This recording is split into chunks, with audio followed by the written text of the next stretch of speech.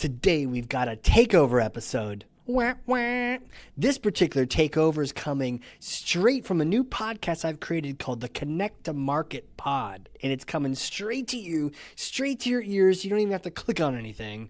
Now, Connect to Market, what is this, Casey? It's a new pod, but it's also a community of marketing leaders. And if you like what you hear or you want to join the conversation, come on over. Head over to connecttomarket.com. Connecttomarket.com. All right, let's do this. Go start your little Slack community and tell me how that goes in 2 months. Because there are so many things to think about when it comes to, again, gathering people together. So the tech it's like a building, so people can come in and it'll dictate the experience. But the building isn't the community. It's the connection. It's the people that are there. It's the conversations that are happening and things like that. Welcome to Connect to Market. I'm Casey Cheshire. Join us as we learn from marketing leaders who are driving founder-led growth. We're sponsored by Ringmaster, building B2B podcasts and communities to reconnect you with your audience. Here we go. Oh my goodness, we hit the button and we are going. Man, this thing is about to catch on fire. So grab your fire extinguishers. And if you don't know where they are, consider this your reminder, your friendly Casey reminder to go figure out where it is, because you're going to need it for this episode and hopefully not anything else. All right, who's my guest today? Well, you've seen him. If you're in the community, if you're in the Connect to Market community, he is a co-host with me. He is the community whisperer, and I'm excited to have him on here and learn from him, crack that brain open and just start eating those brains and learning from this guy. But who is he? Who is he, Casey? Well, let me tell you about it. So first of all, he is a serial entrepreneur. He's a chief community officer, and he's a connection chemist, community builder, the ultimate community builder. And he has created over 40 communities. He's even sold some. And your beloved moderator of the Connect to Market community, founder of Bridgio, Paul Jones. Welcome to the show, sir. Wow. Thanks, Casey. Good to be here. I'm very excited. I love this whole podcast series. The guests you've had on so far have been amazing. I think this is a really cool movement and a really good paradigm shift that's needed today, right now. All right. Well, you know what? Let me go ahead and put on the giant foam finger and ask you the question, Paul. The number one. What is the number one thing that marketers need to do in order to connect to their market? Connect to your market. So yeah. The number one thing is, I think you can't go to market anymore. So you look on LinkedIn, everything is go to market. And it's like, all right, I got invited to this party. It's a business casual party, but I'm going to show up I'm going to go to the party, but I'm not going to go the way, I'm not really going to connect with that party if you don't know the theme of the party, if you don't dress up for the party, whatever that might be. So big difference between going to market and connecting to your market. That is the number one thing. And oftentimes what I see from building communities for companies, how often people they're in the market. They've went to the market. They're there, but they aren't connecting with the market. Big difference. Yeah. In fact, I'm thinking about one client right now. We built them a community. They knew who they wanted to sell to. And if you look at the stats, most businesses, like 9 out of 10 businesses, are going to fail because they're not going to have product market fit, and they fail to go to market in some kind of way. And so the concept of connecting to your market is really important. I had a client, they knew who they were selling to. So their ideal client persona was solid. They knew they were building for HR, but so they were in the market. But the way that they were talking about their solution wasn't connecting with the market, right? And so that's where marketers really come into play. Is you have to first understand your persona at a deep level. And I think it's not understand the pain that we solve. It's understand the entire persona, understand the constellation of problems that persona is facing, that don't even relate to your point solution or whatever it is that you're marketing, that don't even relate to that. So getting down on a deep empathetic level with them and understand the entire constellation of their problems is going to help you message and connect with them much better. You're going to be able to create, sentences. You're going to be able to create sayings that really connect with your market. Another quick story. Yeah, tell me. Yeah, I was part of a SaaS dental software company, and we hired this really great marketer. And for the first 6 months, he spent interviewing the founders, interviewing employees, and interviewing customers. And we were going to conferences and shows a lot. And he had come up with this whole like messaging architecture. And we had I remember going to a show and I was wearing a shirt that said, "Dentists are people too." And Yeah. I mean, that right there connected so hard with the market that people were coming to our booth like, "Hey, how can I get one of these shirts?" They were loving it. They felt when you connect with your market, your ICP is going to feel seen by you, seen, heard, and respected by you. So we had just lines of people wanting these shirts because so often you go to the dentist and people hate going to them. Yeah. They feel like they want to cause them pain. They're like, "No, I am a person," right? And that is what had come out of that research. So long-winded way of answering. There's a big difference between going to your market and then connecting with your market. The imagery of going to a toga party dressed in a Hawaiian shirt, right? There you go. Anyone who's gone to a networking event has probably experienced this in real time, in real life. Just going into a room of people chatting, you could literally stand in the corner and not talk to anyone. Now, maybe you or I might come over and be like, "Hey, how's it going? Why is this person staying all by themselves?" So maybe someone will come say hi, but not necessarily. And so you could be in that room. Hey, I went to that networking event and you could have met no one. So like the ability to just proximity won't do it, right? Proximity just doesn't cut it. It's kind of like that old fallacy of if you build it, they will come. Yeah, maybe not. Maybe not. Yeah. It's not a mythical baseball field, Yeah, often they don't come. And plus, you don't have angels helping you out. No, you don't. Or whatever those invisible baseball players were. Maybe I'm mixing up Angels in the Outfield too. That was a good movie. Yeah, let's be honest. That was a classic. That was a good movie. Kid, you got an angel out there. Good one, man. So, but what does it take? What does it take to do that? To shift from going to connecting? How do I start connecting when I get there? Well, yeah, totally. And I think that for a founder, this is where things get hard.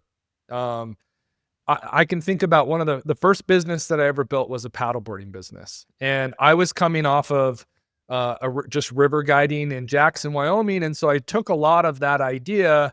We moved to Omaha, Nebraska, and I was out. We had no money. So I bought this $50 windsurfing surfboard and I was using kayak paddles and I just wanted to paddleboard. It was a new thing. It was just coming on the scene and the Midwest didn't really know about it. And I was out on a lake paddling, standing up, and cars were just like screeching, pulling over, like Jesus walking on water almost, like never seen this before. And that's when I was like, oh, there's something here. There's something that maybe I can, start a paddleboarding business. And so that's what I ended up doing. And when I got really excited about it. And so I built the business model. And the business model was, okay, we're going to paddleboard rivers because I love rivers. And so this is how this is going to work. You're going to show up at the top of the river. We're going to get on paddleboards. We're going to float down the river and we're going to pick you up and then take you back up. And luckily for me, I had made acquaintances with someone that was teaching at the local university business school. And she's like, "Paul, you really need a business model or a business plan. You really need a business plan. Let me give you the outline." So she gave me the outline and she asked me a whole bunch of questions. And what was interesting is what I thought the business should be after going through the business plan, it was like, this isn't going to work. I'm going to have to buy a van. I'm going to have to pay someone to sit in that van. I'm going to have to transport people and have insurance for it. So all of a sudden, my costs went considerably up. And so I had to switch the model. So I changed the model, and the model became, you meet us at the lake. So now I don't have to transport anybody. We teach you how to do it. We go out on it. We take you on a little tour, and then we bring you back. And that worked. Like, the numbers worked. So from a business model perspective, what I thought I wanted to build turned out to not, it was the same theme, but it turned out to be something nearly completely differently. And it was all dictated by, profitability and the numbers and all of that. So I think that going to market is very similar. A lot of times we think we put the product first, or we put the idea first. We think it's going to be the solution without having spent a lot of time with our ideal persona. At this point, I've built 45 different communities for companies. And I would say more often than not, either the ICP is the ideal client persona is wrong, or the messaging is totally wrong, and totally off. And so I think that rather than thinking about the solution first, you as a founder or as a marketer have to spend, you gotta fly in, parachute down behind enemy lines, and you have to spend time there first. And by doing that, I think that your connect to market model is going to change, and it's going to morph. And the thing is, I have a few communities. We started doing this in 2020, but I have a few communities we're still building today. And what we're finding is that the messaging is constantly changing, constantly. So it's not like you go to market and then connect with your market and then bounce and then scale. It is that this constant, you have to have constant presence, not just presence in the market, but conversations in your market, and having conversations with your personas and understanding how they're looking at everything. So I think that's one, is it a persona problem? Are you in the wrong? Are you going to fail because you don't have product market fit? Because are you selling to the wrong customer? But then number two, is your messaging wrong? Is what you're saying to them not hitting, not resonating with them? And I think the only way to get resonance is to spend time in your market. And really what that looks like, there's a million different things that can manifest itself. You can start a podcast, use Ringmaster, start a podcast. That's a great way to have deep conversations with people. You can start a community, start building a community. You can start building roundtables, whatever you can do to bring your customer to the table to have real conversations with them is going to yield, massive dividends down the road and save you a ton of time and effort. Let's talk about one of your favorite ways to connect, one of your favorite ways to spend time. Tell me about these roundtables. Well, this is, so I guess here's the backstory. I was facilitating a lot of executive networking events. And it was always really fun. I liked doing it in person. I remember thinking, oh man, I could take this to conferences, because I was going to all these conferences, and there were a lot of entrepreneurial conferences like SaaStr and stuff. And we would listen to these great speeches and speakers talking about how successful they were. But I was getting the most value from connecting with other entrepreneurs around me and chatting with them about what the current market conditions were and things like that. And so I always felt that events could be way better, stage on stage type stuff, but how do we create real connection? And then I realized as COVID hit, because I was part of these networking companies facilitating these types of events, and I was looking at the churn on the back end, and a lot of people were churning out. And when they would churn out, they would say, I love the events, I love the experience, but I'm not talking to the people that I want to be talking to. I'm not talking to my customer. And that's when I thought, we could build a strategic referral, or not referral, but we could build a strategic network for a business. And one of the, obviously challenges in Connect to Market is you're building all these relationships. How are you going to maintain those relationships? right? Dunbar's number is 150. Can you explain that? Yeah. So, really great social psychologist looked at how many relationships we can actually maintain. Like, how many people can you maintain a relationship with? And you're obviously going to have, your family is going to be deeper. There's depth to different things, but in terms of the number of relationships you can manage, 150 is roughly the number, right?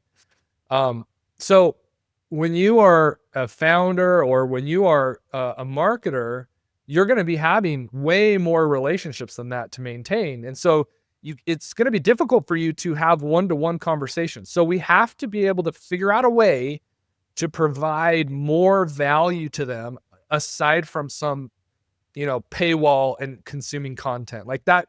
That is so far away from Connect. And so what do we do? Well, the answer to that is build a community, build roundtables, create spaces for conversations to happen. I like to focus in on create spaces where you can discuss where the sidewalk ends, right? AI can only take us to what we know, but where do we go for new ideas? Where do we go for new perspectives, new awareness? And it's going to be through social learning. It's going to be through social learning theory, the mutual engagement and uncertainty, coming to the table and saying, I'm uncertain about these things. What could be the variables that lead to possible solutions? How do we expand our awareness? And the best way to do that is in a social setting. So Yeah. I like to create experiences where learning is happening socially amongst each other. And it's a unique experience.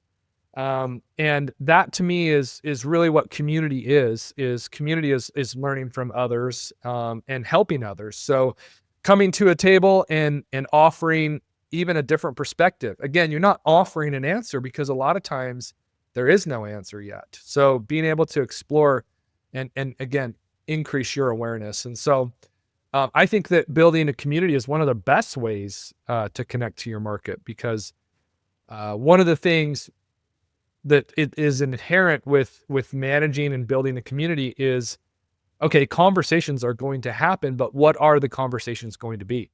The conversations are going to be, hey, what's everyone using AI for these days? What, right? And so there's a great book, Influencer, amazing book. It talks about influencing the masses, how to get, behavior change at scale.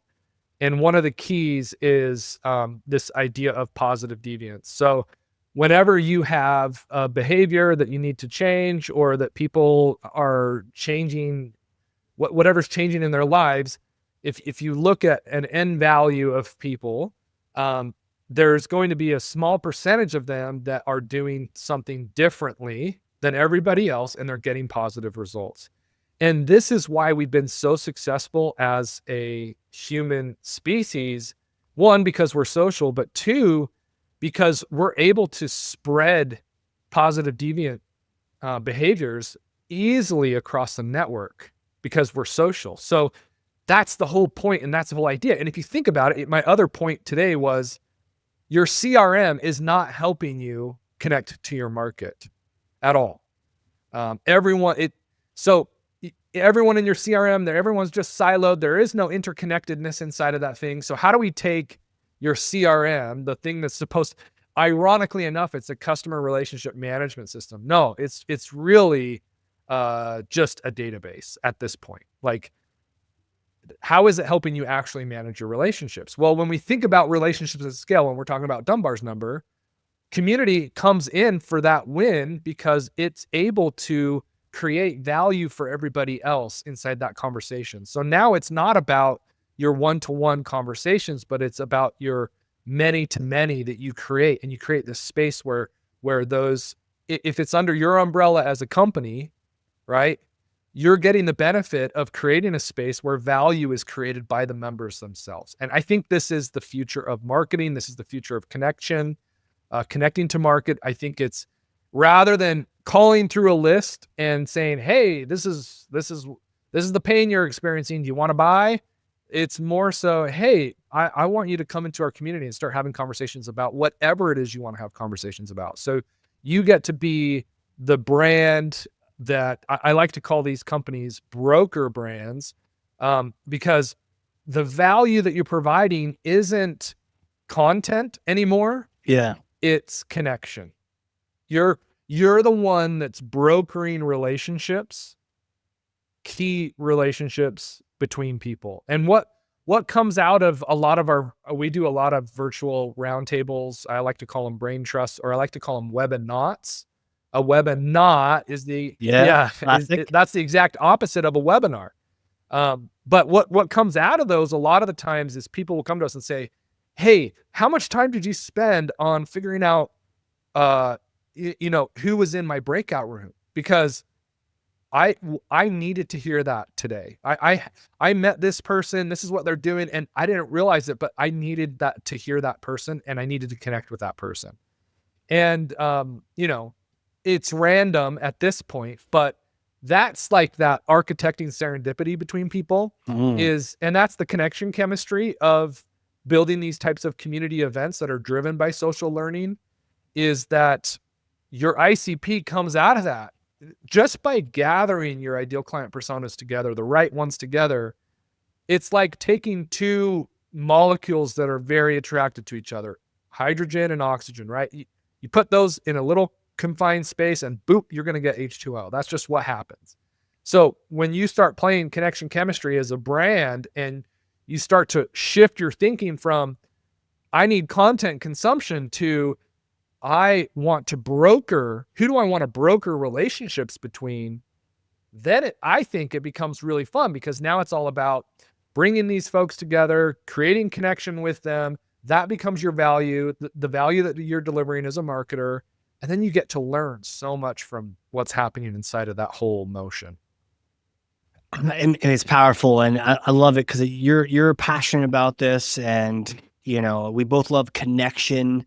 But the word community, it gets used a lot, and I know I've used community, roundtable.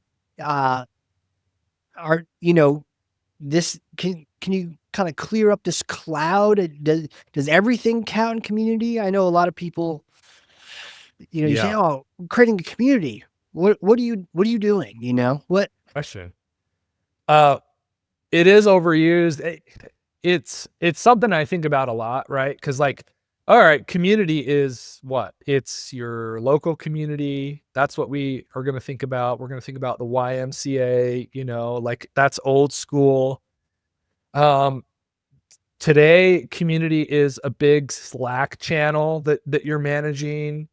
That could be considered a community. If you're in Canada, going down to the Legion. Yeah, absolutely. And back then, there's I forget what it's called. On Netflix, Join or Die.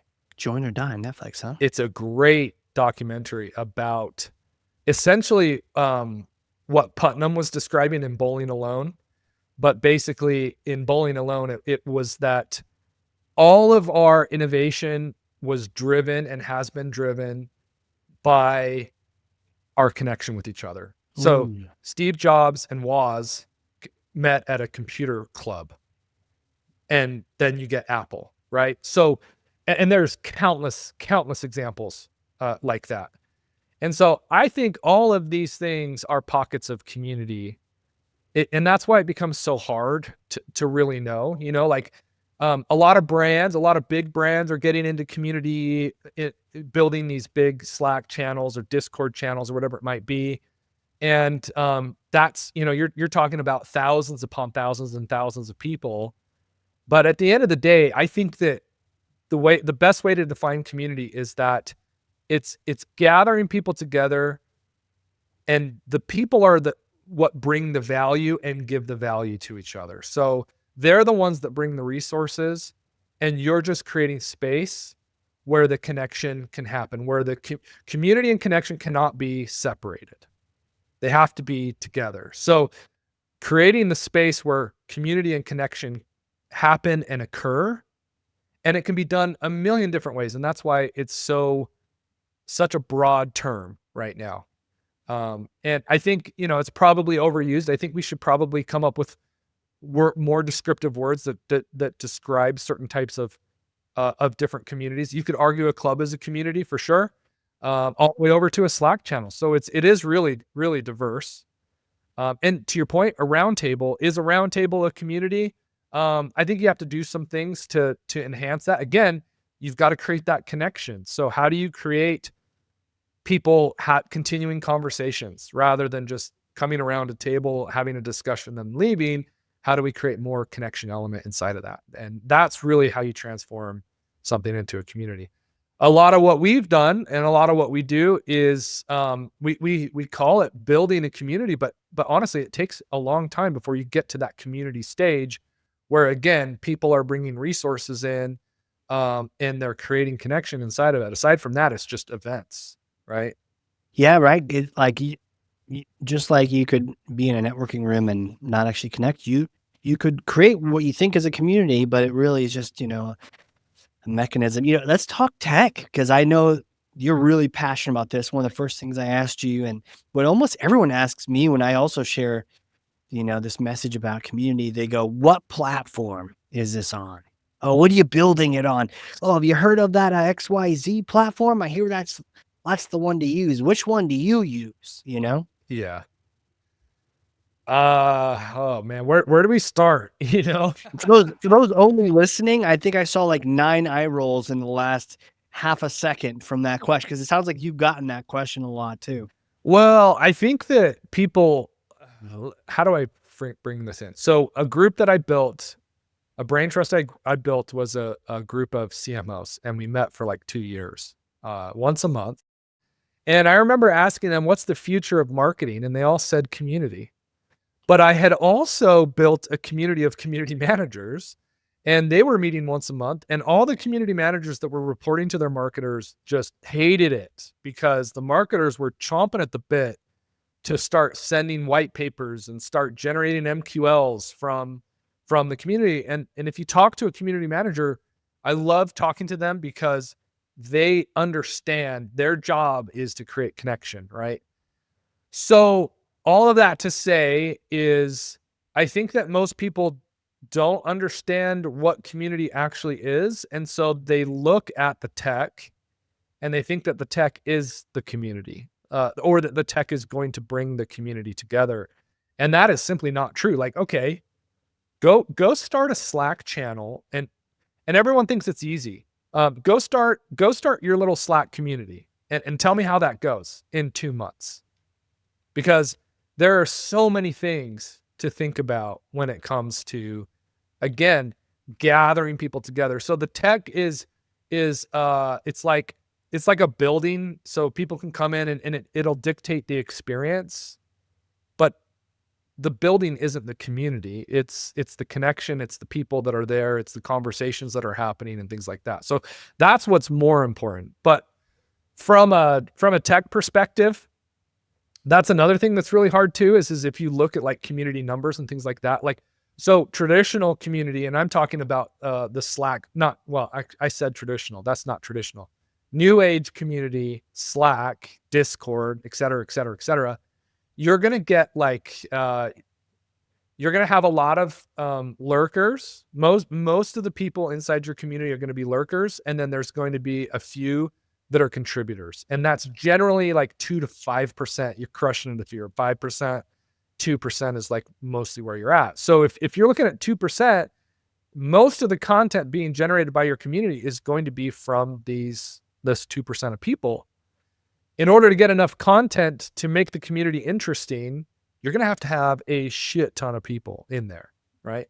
And so these texts, all these different text things, like it's not as easy as building a building. And then it goes back to our angels, or our you build it, they will come.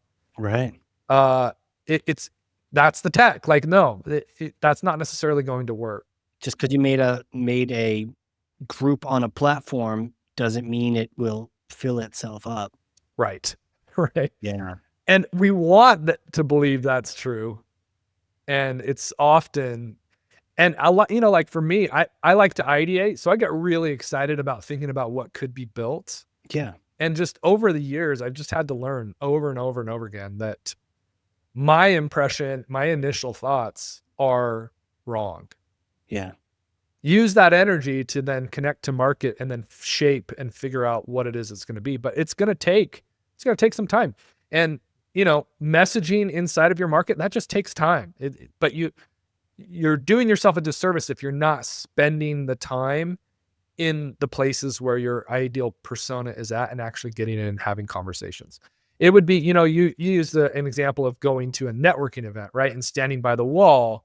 Just because of proximity doesn't mean you're going to get value. I would also say when you're at the tables and you're networking, right? A lot of people think that networking is just puking up their value prop to everybody. Wait, it's not? Yeah, right. That's why networking is kind of gross. Hi, I'm Casey. I make podcasts. Right. Hey. Yeah, cool. Thanks, Casey. I'm gonna go get a drink. Nice meeting you. Yeah. You want to be able to, it goes back to How to Win Friends and Influence People, Carnegie. Be interested in them. Jordan Peterson said, people are infinitely interesting. So coming in with a curious mindset and just asking the questions and being curious, I think goes a long way. And most people don't do that. People are interesting, but if we ask the wrong question, they're not. Or if we aren't curious, like that'll fill itself up. Before we get into that, I just remember that on the tech question, I just remember you saying like, don't even worry about the tech. In fact, don't do it too soon. Oh yeah. That'll kill the community even. Yeah. And wait a little bit. Oh, okay. Yes. I have a good example of this. So when we first initially start building, it's just Zoom meetings. That's it.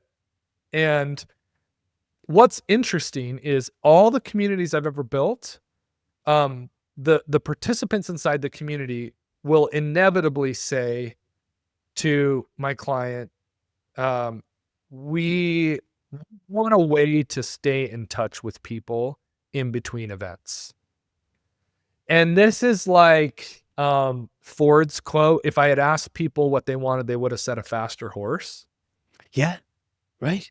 So what I found when I was first doing this in the beginning, it was like, oh, sweet, let's spin up a Slack, let's spin up a Discord, let's spin up Heartbeat, Circle, whatever it is, and let's spin up a LinkedIn group. And so we would do it. We would do what they wanted, and then crickets.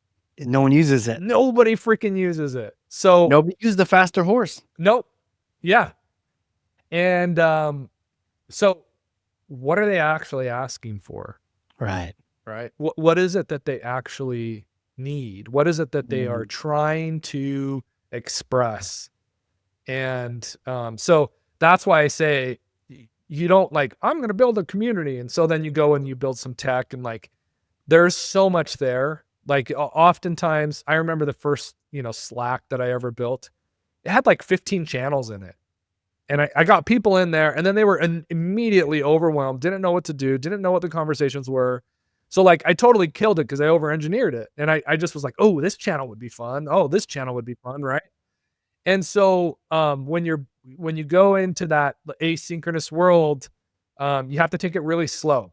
And you should have already spent a lot of time on phone calls, at least 150 plus phone calls with the people you want to build a community with. So I don't know if that answers your question, but that's why I say don't ever start with the tech. Start low tech, do things that don't scale. We kind of know these ideas. Just make sure that you're spending your time understanding that persona. And what do I mean by that, dude? Lately, that's changed a lot for me because I've been testing this fractional. I built a fractional community 4 years ago. Yeah, that's how I met you. Yeah, that's how we met. That's right. You were always. I was always bummed when you weren't on the calls. Right, because I was slightly irreverent and interactive. Yeah, you were irreverent. You were interactive. You got the party started. You were always just talking trash and in the chat saying goofy shit, right? Yeah. Yeah, it was fun, dude. It was really fun. I'm like, well, this guy's pretty cool. He's not instantly like blocking me from the group, so I guess I'll just keep being me. you know? Yeah, I liked it. I always liked it. It was fun. I think you probably came to what, like 12? Yeah, a bunch.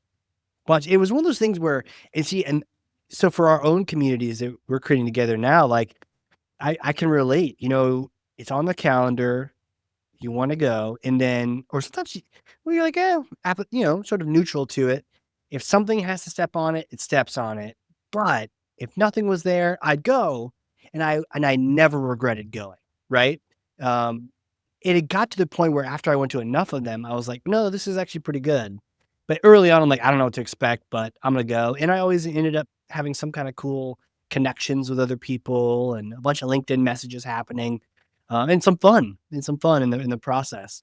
So I understand now we create, and my hope is that we create that for the rest of the people in the connect to market community. So, what what would be your one piece of advice when creating community?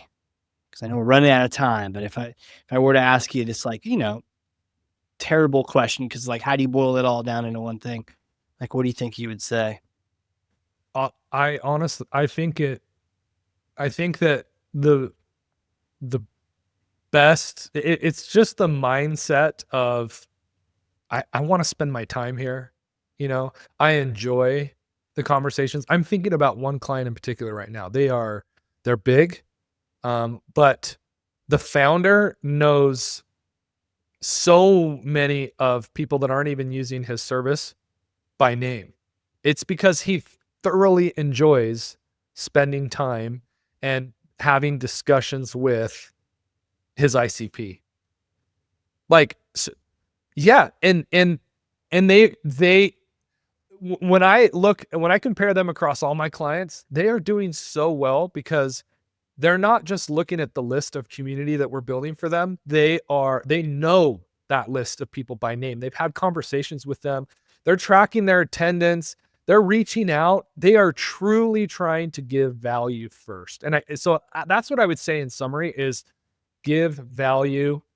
It's the go-giver mindset, right? Give value first and really enjoy spending time with those folks.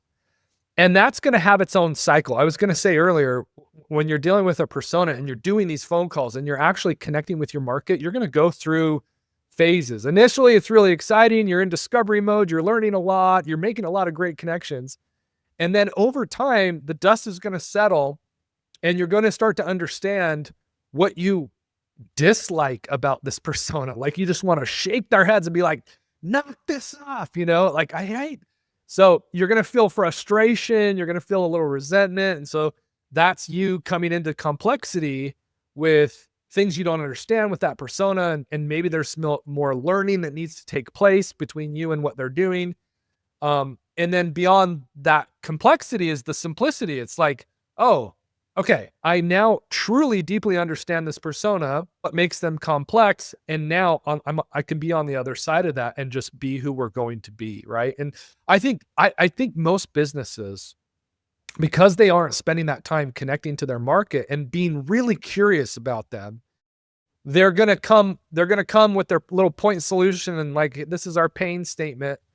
And then they're going to bounce off the complexity of the entire constellation of that persona. And they're never going to make it through to the other side where it just becomes a simple message to people or whatever that might be. So I think that, yeah, curiosity and having a giving mindset first and just enjoying, like I was going to start a business. This isn't, I don't mean to throw shade on, there's certain people that you don't necessarily want to sell to. And I was going to start something where I was selling a product to HR. And I was like, after a few conversations, I'm like, I just don't enjoy, the conversation. Like it's not giving me energy, Yeah, and maybe it's someone else it does, but same thing. Oh, totally. Yeah. Same thing with attorneys, when you spend more updating your agreement with their revisions than, on the attorney fees than you do on what you get from them. Maybe you don't work with attorneys either. And some people are going to freaking love that, right? But some people will love it. So, and that's a whole nother thing like that. We could spend a whole nother hour talking about how to build your business around people that are energized by interacting with that type of ICP. I think that's something we don't even really consider, but there's so much more innovation that can come from that because If you're getting energized by the conversations you're having with folks and you enjoy the topics that are regularly discussed, man, you're going to build better products. You're ultimately going to be a way better company, and you're going to make a way bigger difference than just like, hey, I came up with this idea and I want to sell it. Paul, as always, you are the man, sir. Thank you so much for coming on here. Where can people reach out and connect? Find me on LinkedIn, Paul Jones. Love to connect with you there, have conversations, and then if you're a marketer, join our Connect to Market. Casey's building this awesome group. We just had our meeting yesterday. It was so good. That was great. Man, some great people were there. Yeah, that was awesome. Absolutely. All right, everyone. This has been such a great conversation. Paul, again, thank you so much for this. So many great notes out of this. I love when you and I chat. We get inspired. We share great stories, and we're creating this really cool thing together, Connect to Market. So thank you. Thank you, man. Thanks for having me. Excited to see where we go. All right, everybody. This has been a crazy cool, very exciting episode of the Connect to Market Pod. We will see you all next time. And that wraps up another episode. Thank you for joining. For show notes and other episodes, visit us at connecttomarket.com. Connect to Market is sponsored by Ringmaster, creating podcasts and communities that create relationships, generate revenue, and drive growth.